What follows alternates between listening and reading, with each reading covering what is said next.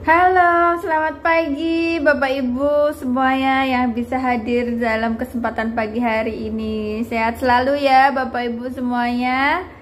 Oke, saya sapa dulu ya untuk semuanya. Assalamualaikum warahmatullahi wabarakatuh. Wow, ternyata semuanya tetap semangat, masih semangat pada pertemuan lokakarya kedua ini. Oke, Bapak Ibu sekalian sudah sarapan belum? Pasti sudah ya.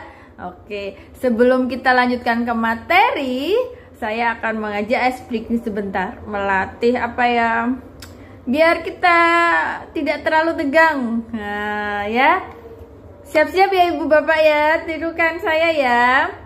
1, 2, 3. Buka tutup, bertepuk tangan. Buka tutup, berkedip mata. Buka tutup, bergoyang-goyang. Buka tutup, bertepuk tangan. Makin cepat. Buka tutup, berkedip mata. Buka tutup, bergoyang-goyang. Buka tutup, bertepuk tangan. Buka tutup, berkedip mata. Hip hip hip, hore. Oke, sekian dulu ice breakingnya. Sudah fresh belum ya? Jadi gak ada ketegangan. Oke, tadi kita sudah ice breaking ya Bapak Ibu sekalian. Jadi sudah tidak tegang lagi untuk melanjutkan materi selanjutnya. Oke, mungkin saya juga sudah mungkin saya lupa, atau mungkin Bapak Ibu sekalian di sini lupa dengan saya. Kita belum berkenalan atau sudah yang waktu lokakarya sebelumnya, tapi karena kita tidak pernah ketemu, jadi saya mengulangi ya, kita memperkenalkan diri lagi. Saya juga akan memperkenalkan diri saya. Jadi kita setelah saya nanti Bapak Ibu ya. Jadi memperkenalkan nama diri, panggilannya, dan mungkin teman-teman ingat kita tuh karakternya seperti apa. Contohnya seperti ini. Assalamualaikum. Nama saya Ima Budi Nuryani. Panggilannya Bu Ima. Teman-teman biasanya melihat saya adalah orang yang pemalu. Nah, seperti itu. Nah, sekarang kita lanjutkan kepada Bapak Ibu sekalian. Oke, Bapak Ibu sekalian semua sudah mengenalkan diri kembali ya. Saya mungkin lupa atau ingat dengan nama-nama Bapak Ibu sekalian di sini. Sebelum kita melanjutkan ke materi selanjutnya, kita ada kesepakatan belajar ya untuk hari ini. Apa itu kesepakatan belajar? Ini adalah kesepakatan yang akan kita laksanakan. Nah, bagaimana Bapak Ibu dengan kesepakatan belajar kita? Sudah setuju ya? Sepakat ya? Oke, terima kasih. Kita lanjut ke sesi berikutnya, yaitu diskusi komunitas praktis. Nah, karena di sini kita ber-15, saya akan membagikan dialog card-nya ini 15 card ya, 15 card untuk semua peserta. Jadi Bapak Ibu bisa menuliskan pokok permasalahan yang ada di benak Bapak Ibu sekalian di sini. Lalu setelah Bapak Ibu semua menuliskan permasalahan yang ada di pemikiran Bapak Ibu semua, nanti berikan kepada saya akan menempelkan di papan sebelah ini, dan nanti kita akan memilih 3 pokok bahasan yang sekiranya sangat menarik yang akan kita bahas bersama dalam diskusi komunitas praktis. Oke. Nah, ini adalah yellow card yang sudah ditulis dari pokok permasalahan Bapak Ibu semuanya. Kan saya tempel ya. Oke, ada 15 pokok permasalahan yang kita tempel di sini. Saya akan sebelum memilih 3 pokok permasalahan, pokok bahasan, peserta di sini ada ber-15 ya Bapak Ibu ya. Jadi saya minta Bapak Ibu membagi menjadi 3 kelompok. Jadi masing-masing kelompok terdapat 5 orang ya. Oke, silakan Bapak Ibu membagi kelompok. Ya, Bapak Ibu sudah membentuk menjadi 3 kelompok terdiri dari 5 orang. Selanjutnya saya sudah memilih ya, atau akan memilih 3 pokok bahasan yang akan kita bahas bersama. Nah, yang pertama adalah bagaimana mensiasati guru senior yang berada dalam zona nyaman dalam pembelajaran. Oke, kita tempel di sini. Yang kedua adalah tips mendisiplinkan siswa dalam pembelajaran. Oke, kita tempel di sini. Ini yang paling prioritas ya, 3 di atas ya. Yang ketiga adalah cara mengajar asik dan menyenangkan. Oke, untuk yang lainnya kita sisihkan di bawah. Oke, selanjutnya Bapak Ibu setelah mendiskusikan bersama kelompok, nanti Bapak Ibu akan maju untuk mempresentasikan apa yang telah disampaikan oleh kelompok masing-masing, apa pendapat atau mungkin solusi dari permasalahan yang Bapak Ibu tulis di sini, yang akhirnya kita kerucutkan menjadi 3 pokok bahasan yang akan kita bahas bersama mengenai solusinya. Nah, karena Bapak Ibu sudah selesai mempresentasikan masing-masing kelompok tentang 3 permasalahan, kita lanjut ke sesi refleksi praktek diskusi komunitas praktis kita dari awal tadi hingga sekarang. Nah, mungkin Bapak Ibu masih menyimpan di lokatnya. Bapak Ibu bisa menuliskan kira-kira refleksi diri Bapak Ibu jika apa yang Bapak Ibu lakukan jika Bapak Ibu kedepannya mengalami kegiatan menjalankan diskusi komunitas praktis. Apa yang Bapak Ibu lakukan? Yang kedua adalah bagaimana sih perasaan Bapak Ibu tadi saat kegiatan diskusi praktis kita ini terjadi? Materi kita selanjutnya yaitu kita akan membahas tentang filosofi komunitas praktisi. Oke, kita definisikan dulu ya Bapak Ibu. Apa sih komunitas praktisi itu? Komunitas praktisi adalah sekelompok individu yang memiliki semangat dan kegelisahan yang sama tentang praktik yang mereka lakukan dan ingin melakukan dengan lebih baik dengan berinteraksi secara rutin ya. Oke, setelah kita mengenal dari definisi tentang komunitas praktisi, yang kedua yaitu tujuan dari komunitas praktisi itu sendiri ya, memiliki 5 tujuan ya Bapak Ibu.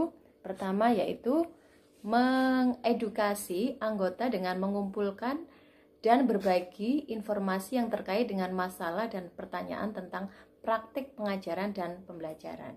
Yang kedua, memberi dukungan pada anggota melalui interaksi dan kolaborasi sesama anggota. Yang ketiga, mendampingi anggota untuk memulai dan mempertahankan pembelajaran mereka. Yang keempat, mendorong anggota untuk menyebarkan capaian anggota melalui diskusi dan berbagi. Tujuan yang kelima yaitu mengintegrasikan pembelajaran yang didapatkan dengan pekerjaan sehari-hari. Oke, setelah itu manfaat dari adanya komunitas praktisi. 1. Membangun jejaring antar guru, kepala sekolah dan pengawas sekolah, serta rekan sejawat. Yang kedua, memberikan ruang berbagi informasi, isu kontekstual, pengalaman pribadi, dan dapat membangun pemahaman dan wawasan atau sebuah isu bersama.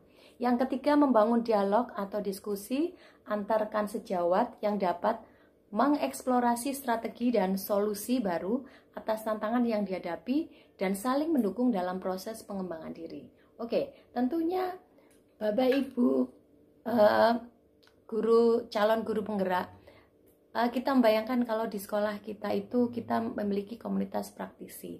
Pasti kita bisa merasakan manfaat dari adanya komunitas praktisi itu. Contohnya misalnya di sekolah kita sudah ada komunitas praktisi nol sampah ya. Memang pekerjaannya lebih berat karena apa? Harus meluangkan waktu ya lebih setelah pembelajaran. Mereka harus mengadakan konsolidasi, koordinasi ya. Tetapi dampaknya dalam pembelajaran itu sendiri, misalnya kalau sekolah kita sudah ada komunitas untuk zero sampah, artinya bahwa akan mendukung pembelajaran kita di dalam kelas. Jadi kita masuk dalam kelas, kita lihat kelas kita itu bersih, sudah tidak ada sampah di dalam. Baik Bapak Ibu, waktunya habis 15 menit. It's over. Oke, and then next, kegiatan kita selanjutnya. Bapak Ibu tadi sudah membuat aplikasi untuk komunitas praktisi ya. Oke, di sekolah Bapak Ibu sendiri. Oke, sekarang saya beri waktu Bapak Ibu 5 menit untuk saling share dengan temannya.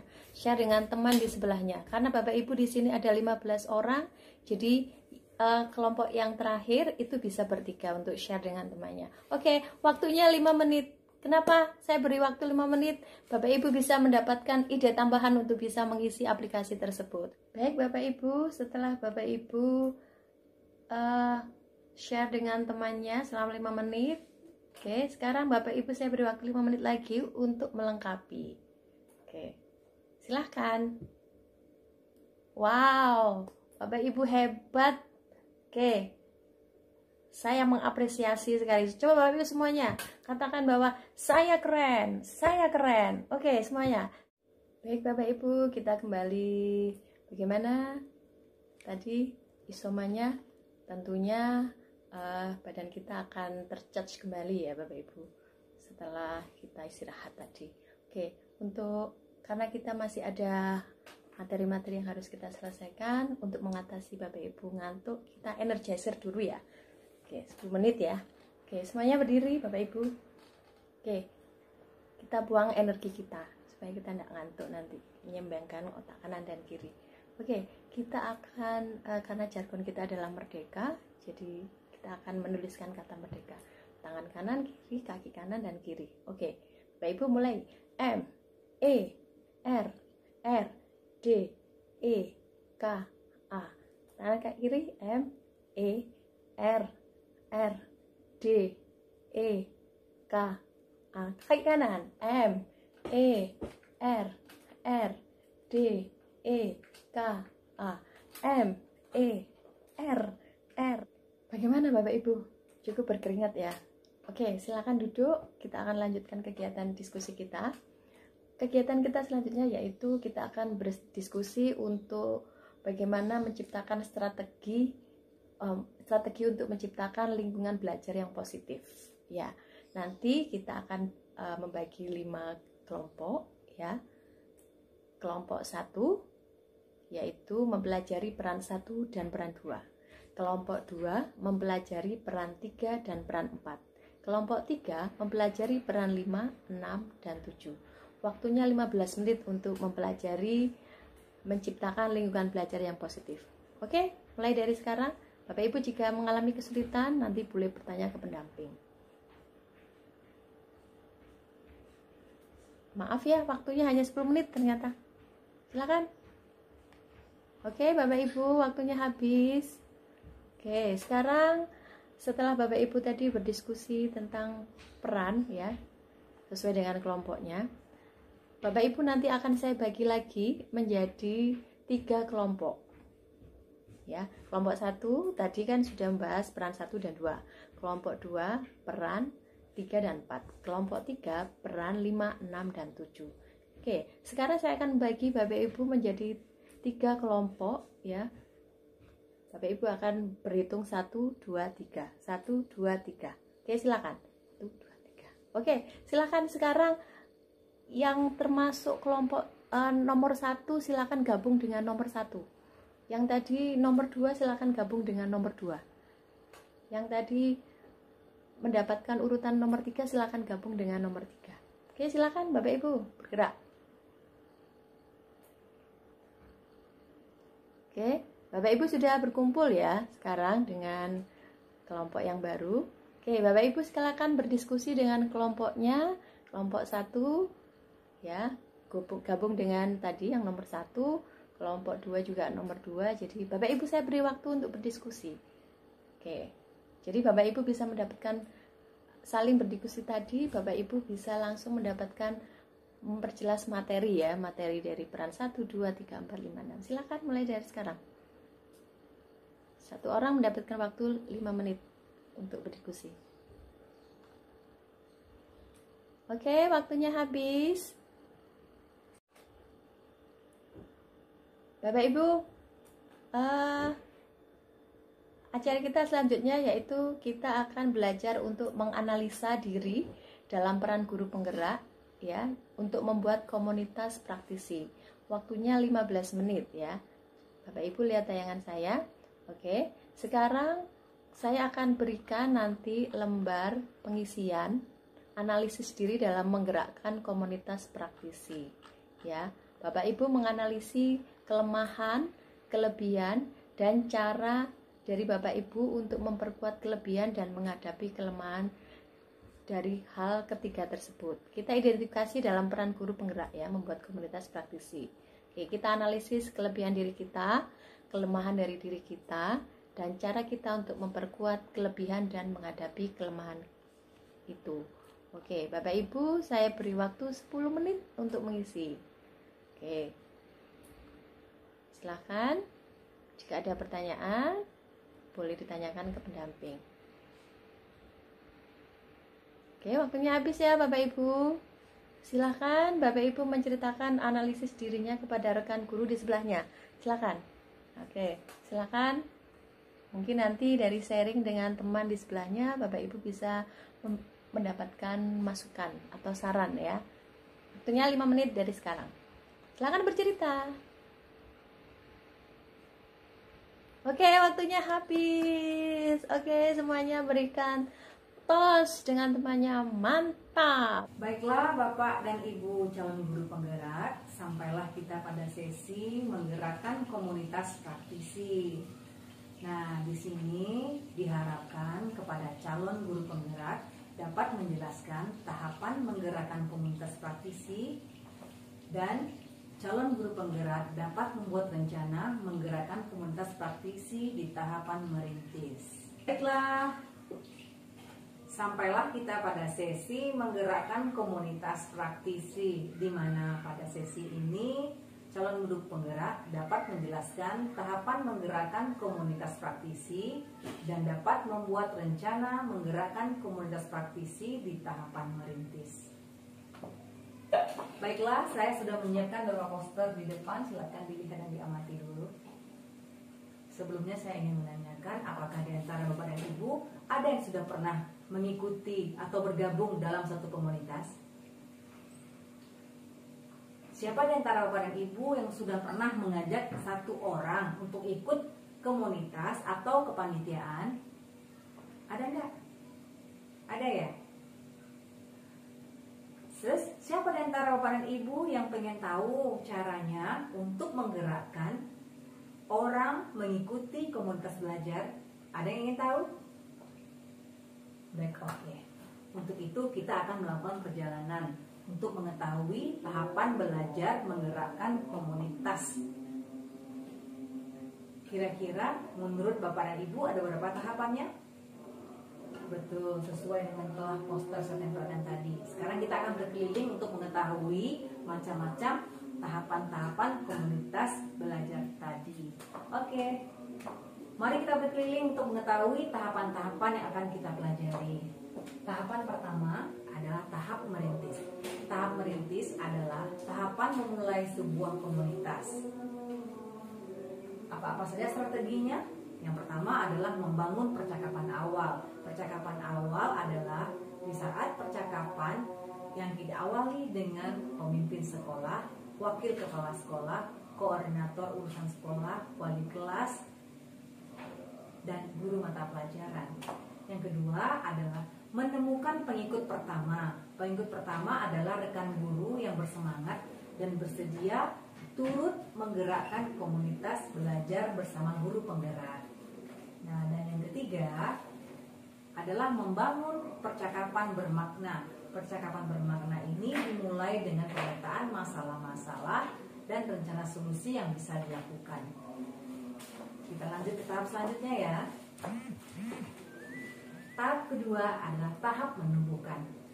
Pada tahap menumbuhkan, komunitas praktisi diharapkan dapat menyebarluaskan pengetahuan dan praktik baik secara lebih luas. Apa saja yang bisa dilakukan dalam tahap 2 ini? Yang pertama, menyelenggarakan pertemuan belajar secara rutin. Pertemuan rutin ini maksudnya pertemuan yang dilakukan untuk memperkuat proses belajar anggota di komunitas tersebut. Jadwal dan lamanya pertemuan rutin perlu disepakati agar terdapat kesesuaian dan komitmen untuk menghadiri pertemuan, baik dalam bentuk tatap muka ataupun dalam jaringan.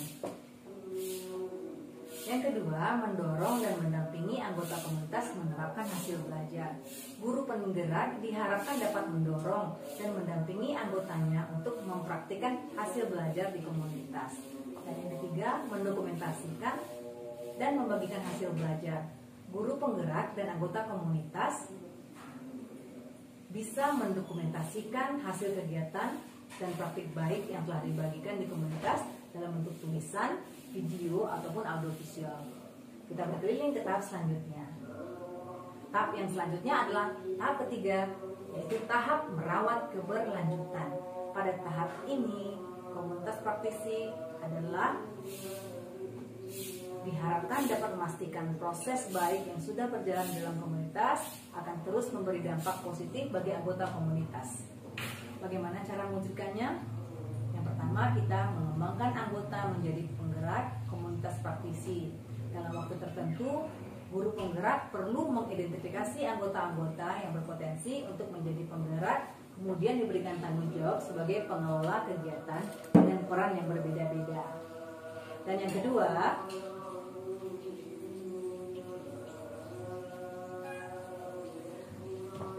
menginisiasi kolaborasi. Komunitas praktisi dapat mulai menginisiasi kolaborasi dengan pihak-pihak di luar komunitas yang dapat memperkaya pembelajaran anggota dan dapat membantu anggotanya mencapai tujuan untuk menyelesaikan masalah. Yang ketiga, menyelenggarakan proyek kegiatan murid. Proyek kegiatan murid ini memberikan manfaat bagi guru dan murid secara langsung, di mana proses pengelolaan kegiatan yang kompleks melatih dan menguji anggota komunitas dan berkomunikasi, kreativitas, dan kolaborasi. Baiklah Bapak dan Ibu, 3 tahap dalam komunitas belajar sudah kita ketahui. Sekarang silakan kembali ke tempatnya masing-masing. Itulah ketiga tahapan tadi. Nah, siapa yang bisa menyebutkan tahap-tahap yang kita lalui dalam komunitas belajar? Yang pertama adalah, yang kedua, oke, yang ketiga, oke, good job. Bapak dan Ibu semua keren, bisa mengetahui dan bisa menyebutkan kembali apa saja tahapan-tahapan yang dalam komunitas belajar. Sekarang adalah waktunya untuk Bapak dan Ibu sebagai calon guru penggerak untuk dapat menggerakkan komunitas praktisi. Kami percaya bahwa Bapak dan Ibu dapat membawa perubahan di sekolah dan lingkungan Bapak dan Ibu. Silakan Bapak dan Ibu membuat rencana untuk menggerakkan komunitas belajar, fokusnya di tahapan merintis.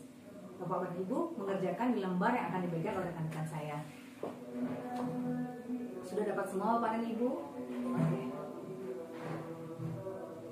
Silakan diisi, waktunya adalah 8 menit. Silakan dimulai. Semoga semua rencana sudah selesai ya Bapak dan Ibu. Sekarang silakan Bapak dan Ibu memberitahu rencananya kepada rekan guru sebelahnya. Bapak Ibu dapat memberikan saran atau masukan terhadap rencana yang dibuat oleh temannya. Waktunya adalah 5 menit. Silakan dimulai. Boleh dilengkapi ya Bapak dan Ibu jika terdapat ide-ide untuk tambahan dari diskusi sebelumnya. Silakan diisi, waktunya 5 menit saja. Silakan. Tidak terasa Bapak dan Ibu, kita telah tiba di penghujung lokakarya ini. Mari kita mengingat kembali materi yang telah kita pelajari dari pagi hingga sekarang ini. Coba kita review, apakah Bapak Ibu siap? Mari kita mulai. Oke, luar biasa.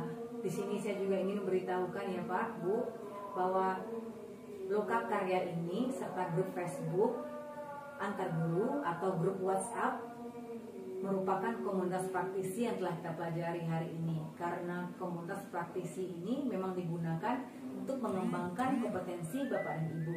Maka manfaatkanlah media tersebut serta lokakarya ke depannya untuk mengembangkan kompetensi Bapak dan Ibu. Luar biasa Bapak dan Ibu semua. Karena sangat keren dalam pelajari materi Lokakarya ini. Tuh thumbs up untuk semuanya. Seperti Bapak dan Ibu yang tidak pernah berhenti belajar, kami para pendamping juga ingin belajar untuk lebih baik dalam memfasilitasi Bapak dan Ibu. Untuk itu akan dibagikan lembar evaluasi yang gunanya untuk mengevaluasi Lokakarya ini dan pendamping yang memfasilitasi. Silakan dijawab dengan jujur, jangan ada dusta di antara kita ya Pak Ibu. Silakan diisi. Sudah dapat semua Pak dan Ibu? Waktunya 5 menit saja ya, silakan dimulai. Silakan berdiri semua Pak dan Ibu, kita akan memberikan refleksi untuk hari ini. Dimulai dari saya, lalu teman di sebelah kanan saya, begitu selanjutnya. Coba siapkan satu kalimat yang mendeskripsikan kegiatan kita hari ini. Oke, terima kasih yang telah melakukan refleksi. Tepuk tangan untuk semua. Lokakarya yang ketiga akan dilaksanakan sebulan dari sekarang. Tugas untuk Lokakarya adalah mengerjakan lembar yang akan dibagikan ya. Nanti silakan dibaca dulu instruksi yang ada di dokumen tersebut. Nah, teman-teman silakan dibagikan ya. Baiklah, dengan ini saya menyatakan Lokakarya kedua selesai. Terima kasih atas partisipasi dan keaktifan Bapak dan Ibu selama proses Lokakarya ini. Terima kasih. Sebelum kita bubar, di zaman sekarang ini tidak lengkap sebuah kegiatan jika tidak ada kegiatan foto bersama. Mari kita foto bersama. Setelah foto bersama, Bapak dan Ibu dipersilakan untuk kembali ke rumah masing-masing. Semoga selamat sampai di rumah. Sampai jumpa.